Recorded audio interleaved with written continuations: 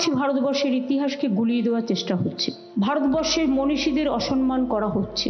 সে মহাত্মা গান্ধীজি হোক, বিশ্বকবি রবীন্দ্রনাথ ঠাকুরই হোক, নেতাজি সুভাষচন্দ্র বোসই হোক, বাবা সাহেব আম্বেদকরই হোক, ঈশ্বরচন্দ্র বিদ্যাসাগরই হোক, রাজা রামমোহন রায় হোক, একটা অসম্মান, একটা অসহিষ্ণুতা, একটা অরুচিকর কথাবার্তা।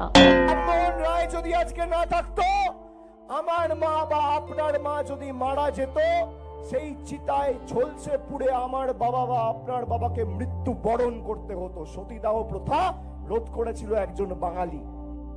ভাষার প্রতি অসম্মান, বাংলা কি সব মেনে নেবে? দেশের স্বাধীনতা সংগ্রামীরা কি সব মেনে নেবেন?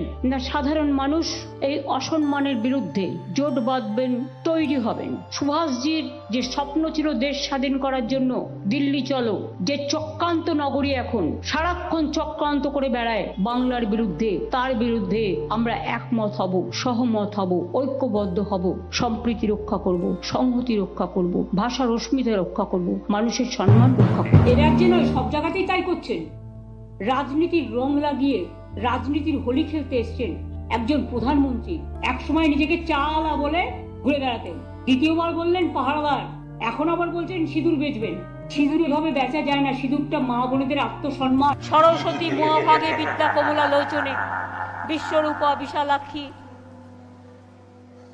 তারপরটা কি?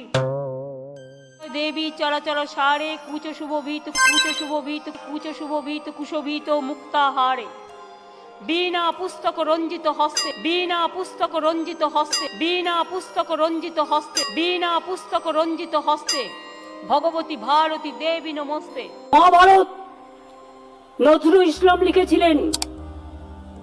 বেদ বেদান্ত, কোরআন পুরাণ বেদ বেদান্ত, বাইবেল ত্রিপিটক, গ্রন্থ সাহেব জেন্দা।